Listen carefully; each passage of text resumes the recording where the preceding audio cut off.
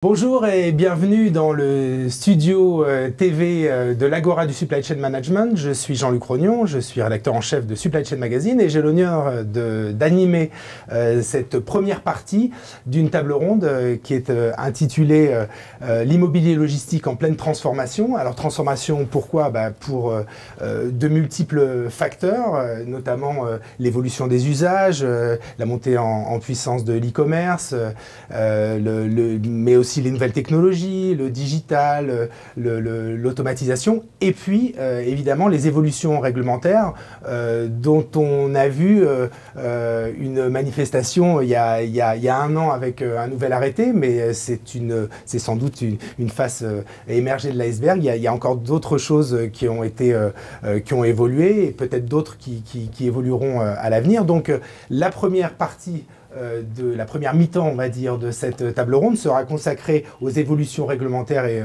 à ses conséquences.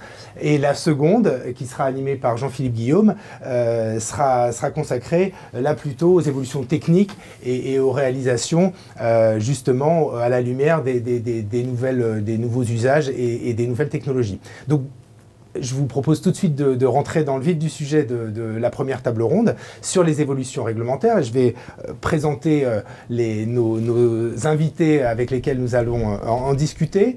Je commencerai par Diana Dizien. Vous êtes directrice déléguée de l'association Afilog, des professionnels de l'immobilier logistique et de la supply chain. En face de moi, j'ai Léandre Boulez, qui est associé du cabinet de conseil Diagma.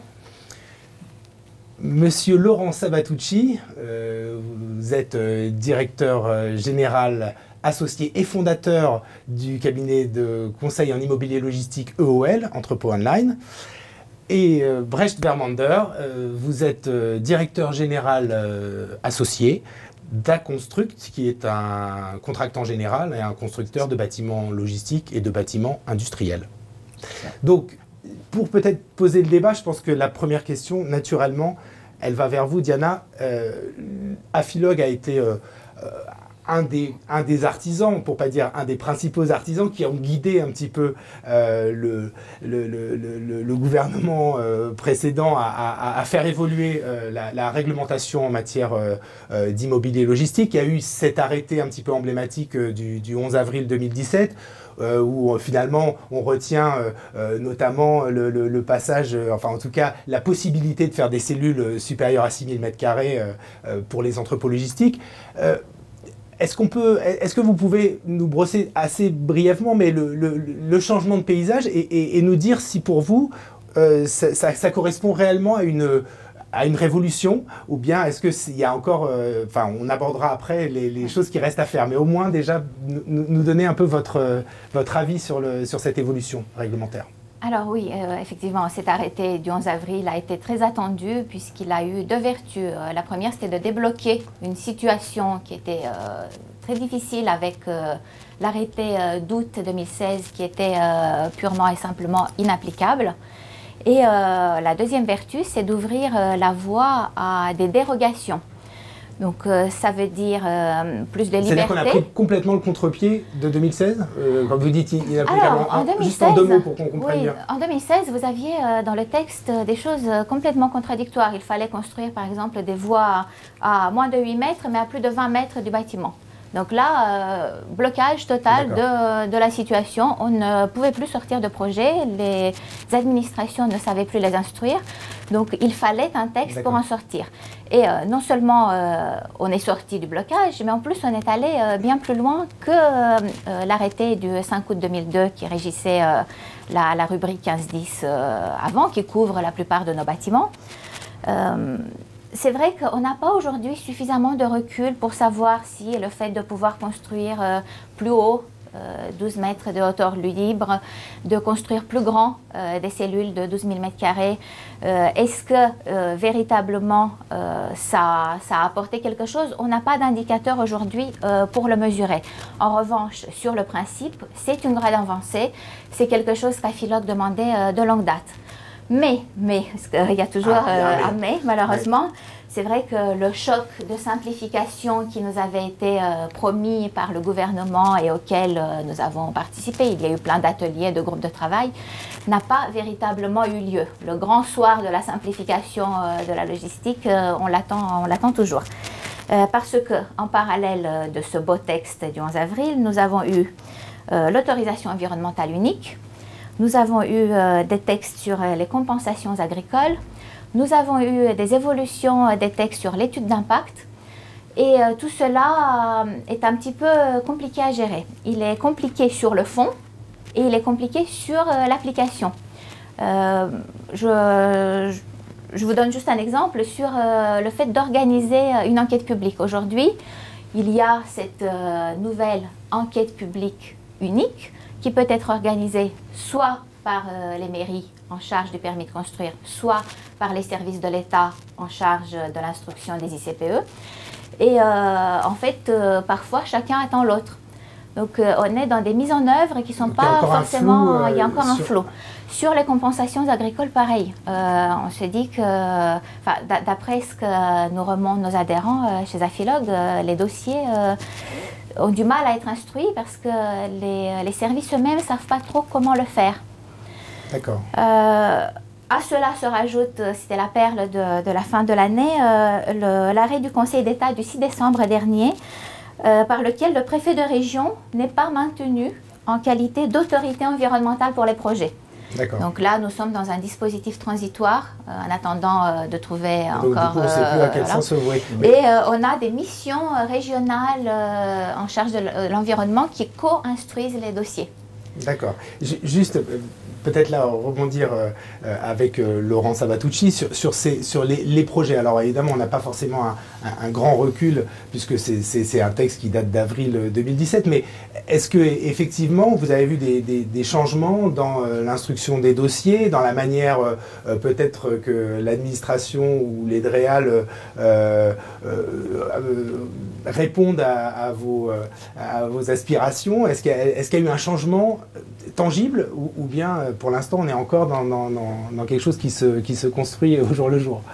Alors il y a un changement tangible chez les clients qui veulent profiter de cette possibilité d'avoir des cellules plus grandes, notamment à cause de l'automatisation et finalement de la possibilité de supprimer un mur, donc c'est aussi facteur d'économie.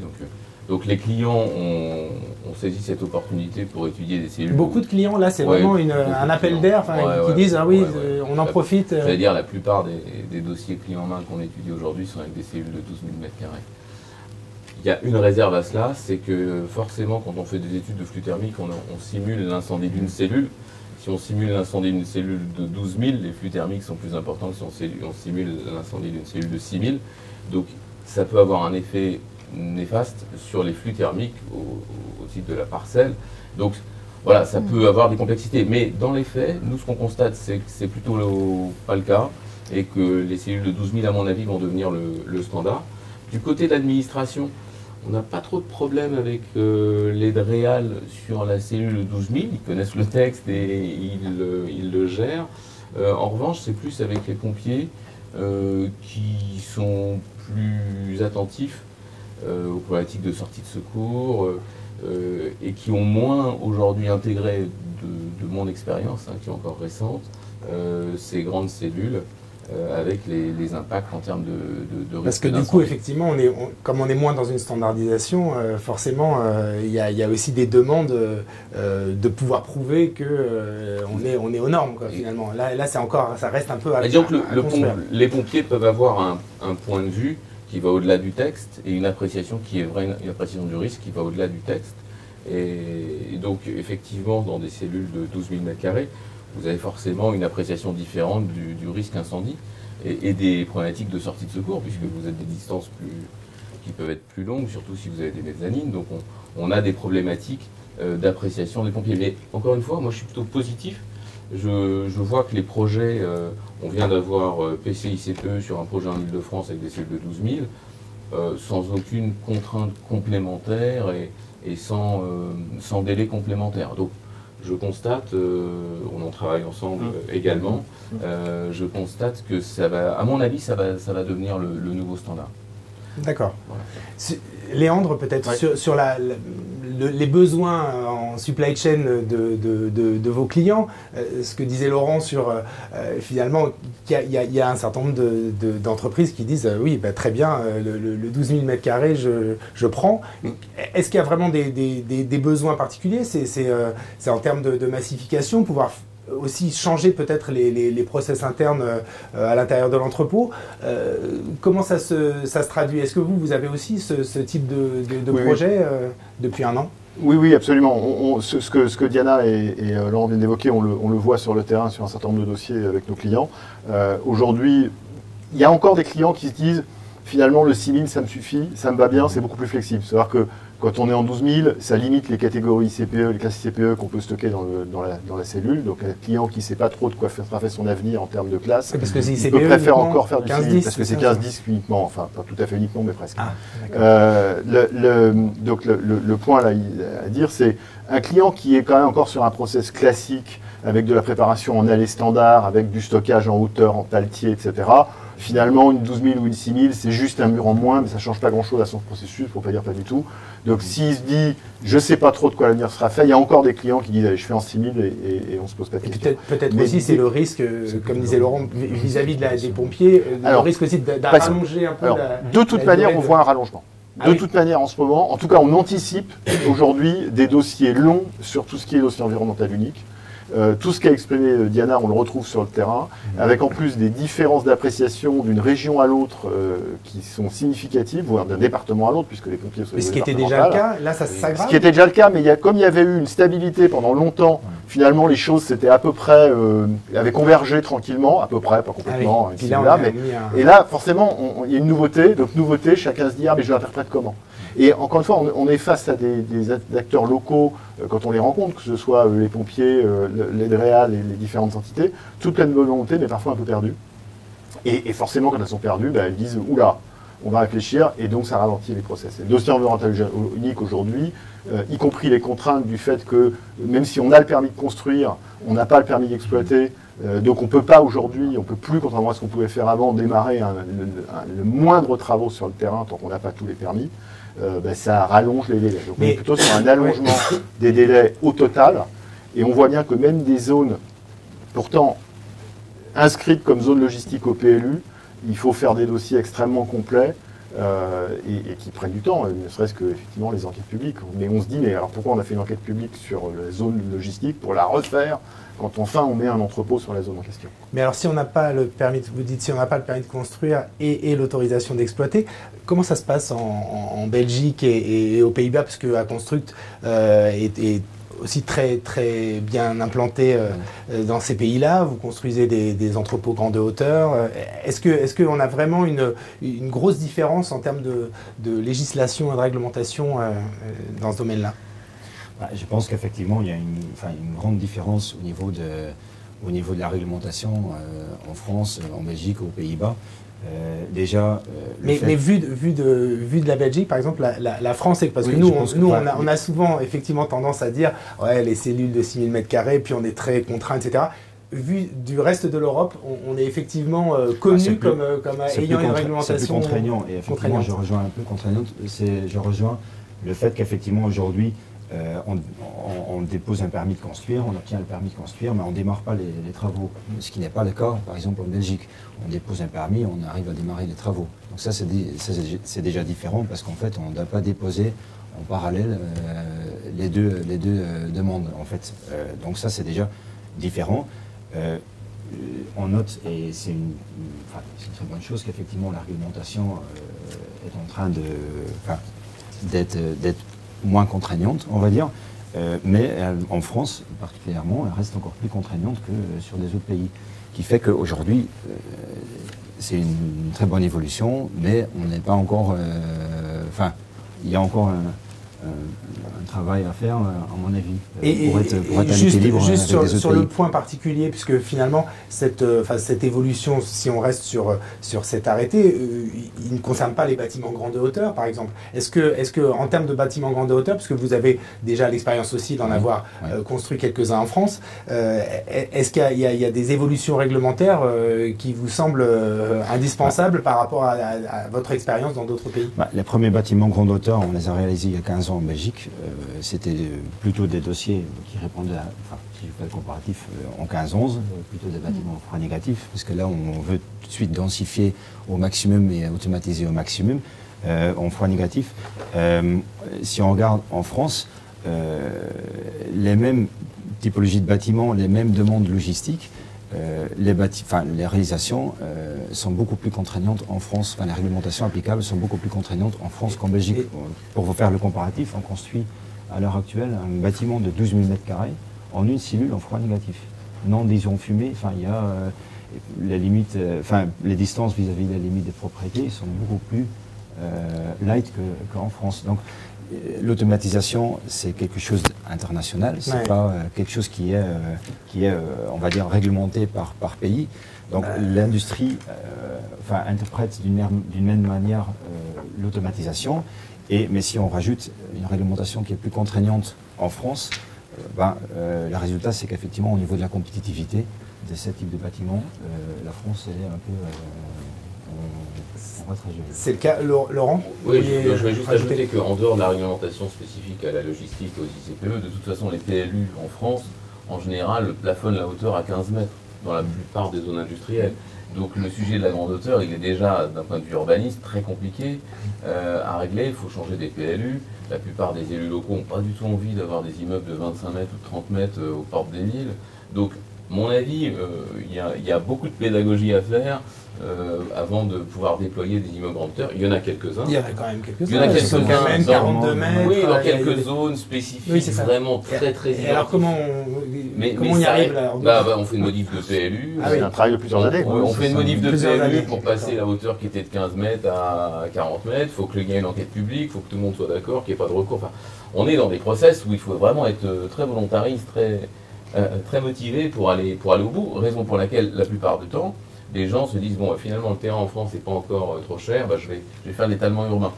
C'est pas forcément une solution, mais c'est une réalité. Puis un autre sujet, je pense que les pompiers sur les immeubles de grande hauteur automatisés en France, comme il n'y a pas d'habitude, vous allez leur expliquer, vous faites des opérations de maintenance dans ces immeubles-là et que les gens doivent sortir avec des moyens de sortie de secours assez rapides, c'est pas non plus... nous, on a eu pas mal de sujets qui n'ont jamais abouti pour ces raisons-là. Donc, je pense que c'est pas gagné, ça va être un long chemin. Voilà, ça va être un long chemin. Je ne suis pas sûr que la grande hauteur en France connaisse le développement qui se produit ailleurs. Après, sur les autres pays, nous on couvre désormais l'Espagne, l'Allemagne, on voit bien que, par exemple en Espagne, on a un très gros projet actuellement, c'est beaucoup plus décentralisé.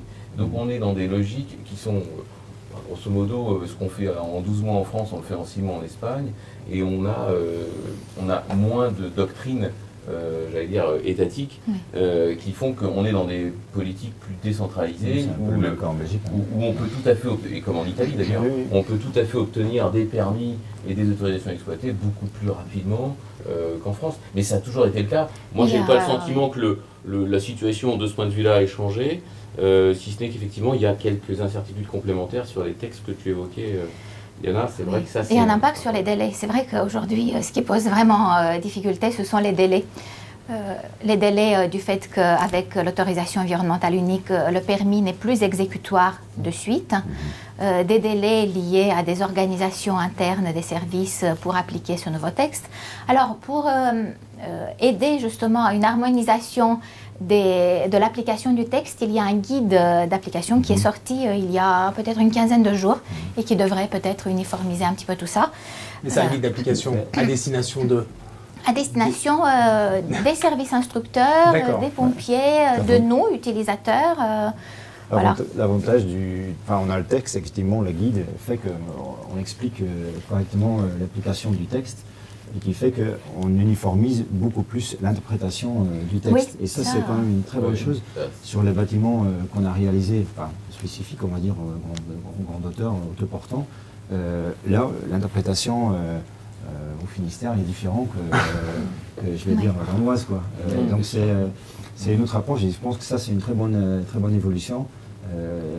Si je fais le comparatif, par exemple, avec la Belgique, en Belgique, il y a un service instructeur. Donc ça veut dire que c'est toujours la même personne qui juge en fait sur un dossier. Ce qui fait qu'il n'y a pas de différence en interprétation.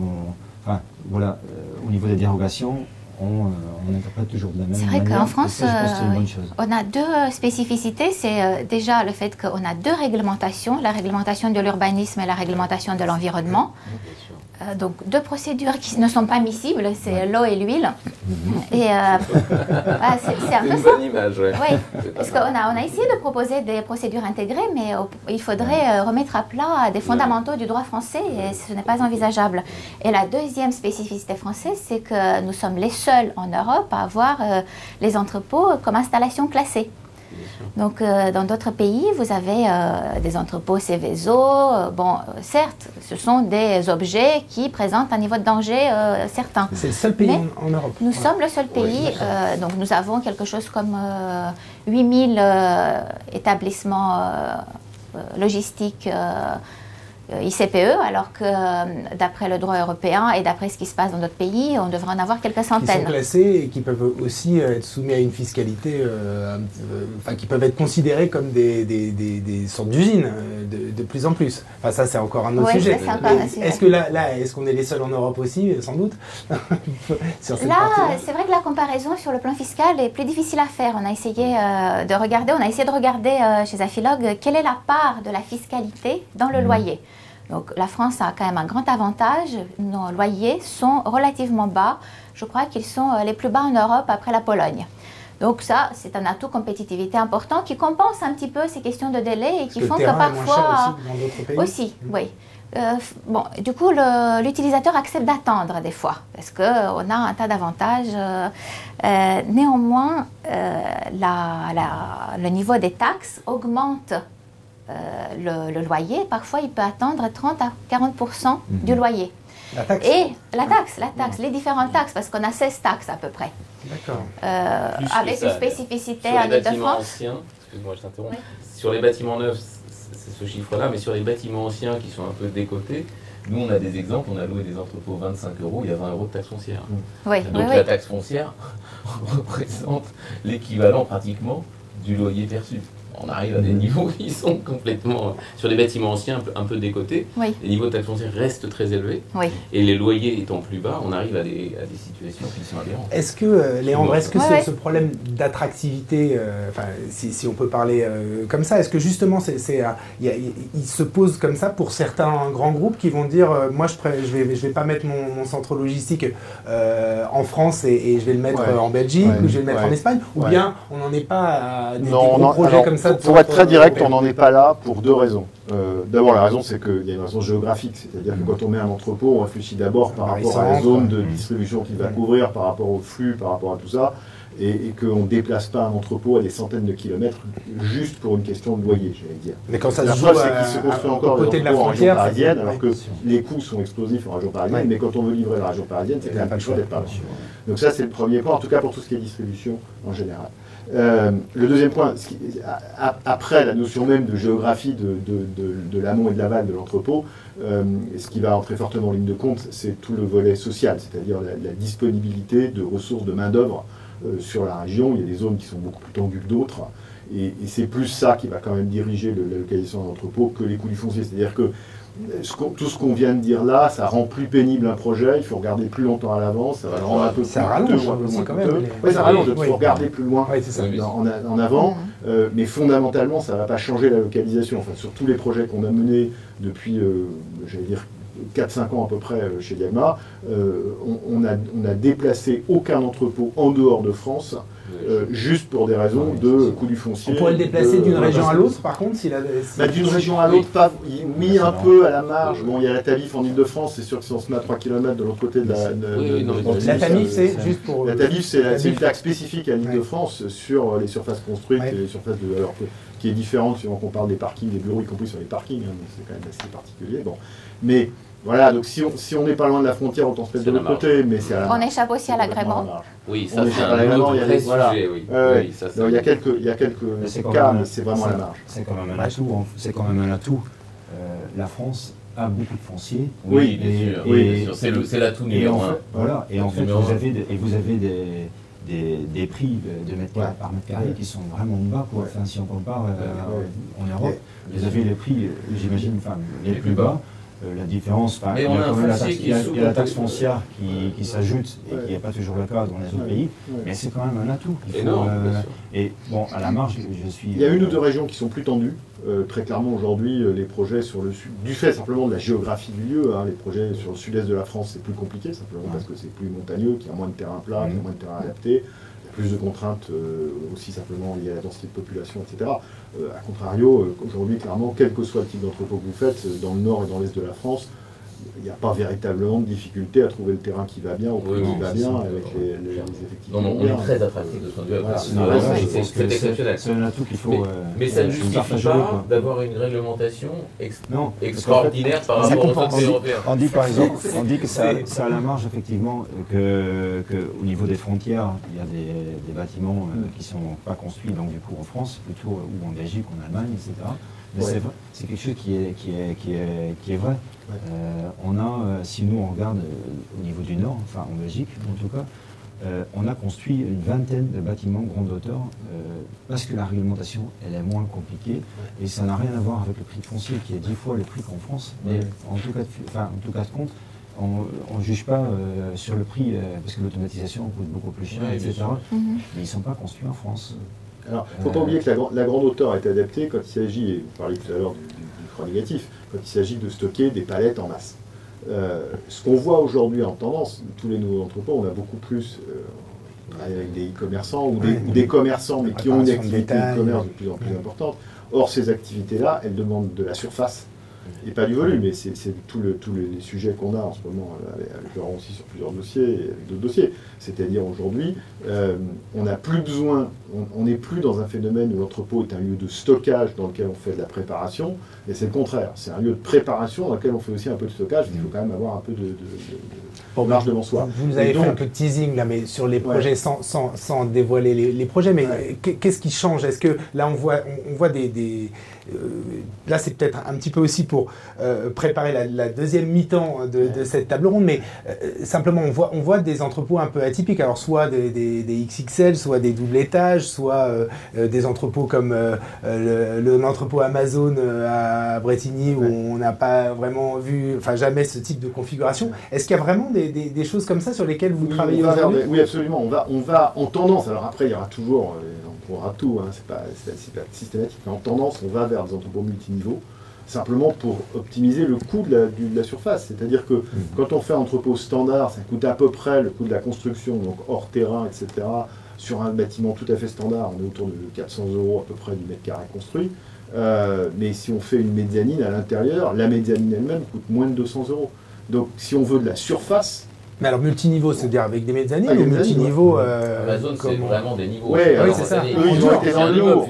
Ils ont été dans le lourd. Mais finalement, on retrouve des choses qui existaient dans les années passées, pas tellement en France, mais on a connu par exemple en Russie, où les entrepôts à Moscou étaient des entrepôts multiniveaux, comme ce qu'on voit alors Amazon, ou le site que prend Ikea là, sur Gennevilliers, qui est biniveau. Ça, c'est des choses qui paraissent absolument révolutionnaires en France, mais qui sont relativement standards dans un certain nombre d'autres régions du monde. Et qu'on va être amené à avoir. Et qui existaient... pas très loin, c'est ça. Mais dans des zones très très denses.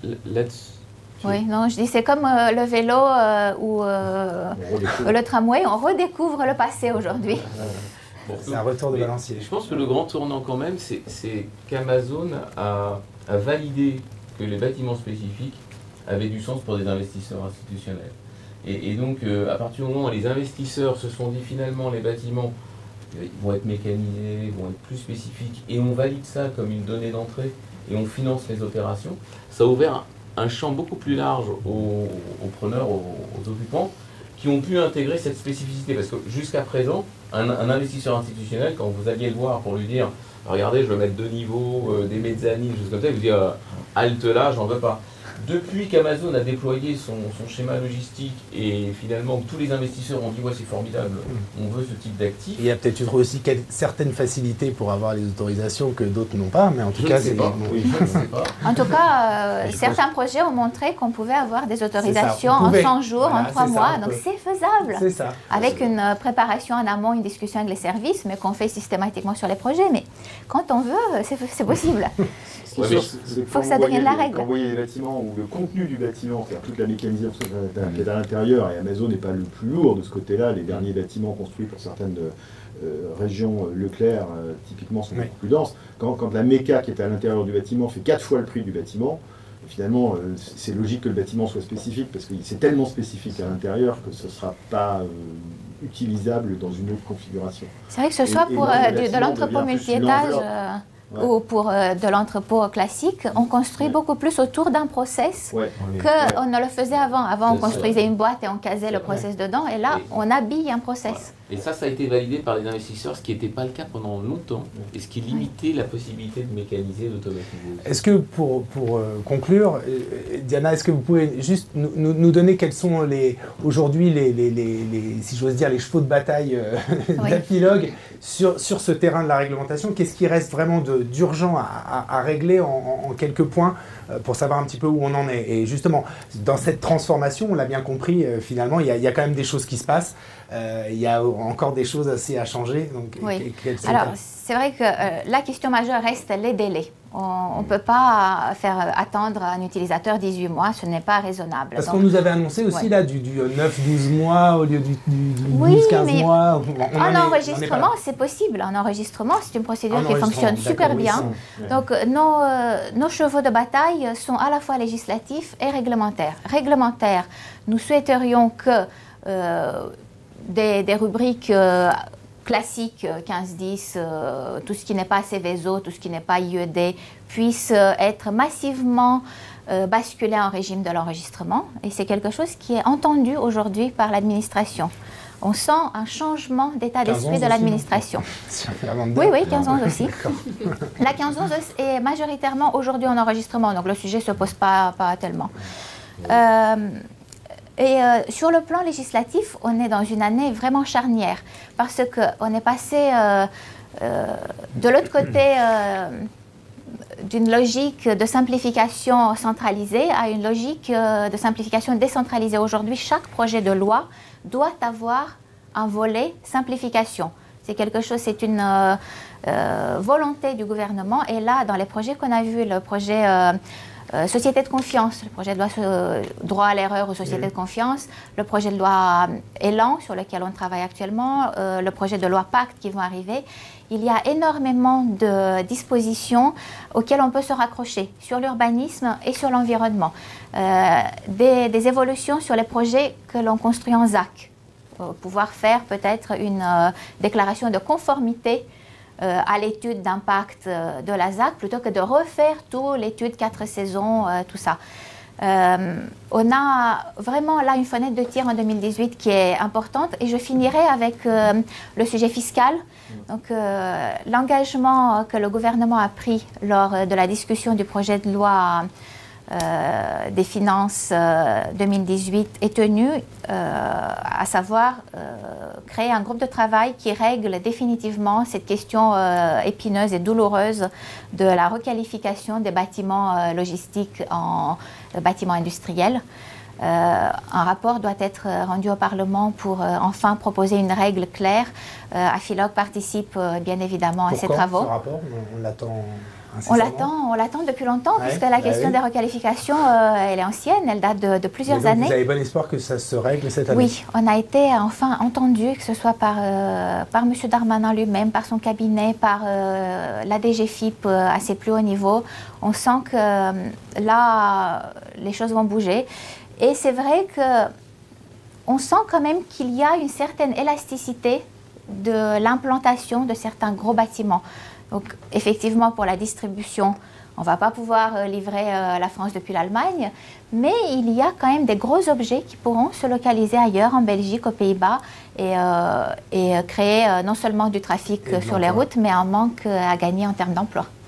Ok, bon, très bien. Merci, merci à vous quatre pour avoir participé de manière aussi interactive à nos débats. Et puis, je vous donne rendez-vous avec la deuxième mi-temps de cette table ronde qui sera consacrée, elle, plus aux évolutions un peu technologiques ou de marché sur justement cette transformation du paysage de l'immobilier logistique en France. C'est juste, Jean-Luc, pour compléter une chose, ce qu'attendent nos clients, on le voit bien quand on traite ce genre de dossier, c'est une évolution vers la garantie qu'on peut avoir du dépôt du dossier à l'arrêté 6 mois. On comprend que ça ne se fasse pas en 2 mois, on comprend qu'il y ait éventuellement des enquêtes qui soient faites, mais si on pouvait arriver à quelque chose qui fonctionne en 6 mois de manière garantie, à partir du moment où le dossier est complet, évidemment, ça serait déjà un progrès et une simplification, ou en tout cas une avancée. Nous avons déposé un amendement qui dit exactement ça. Voilà. Ok, et on suivra et à suivre pour la prochaine table ronde sur le sujet. Merci. Merci.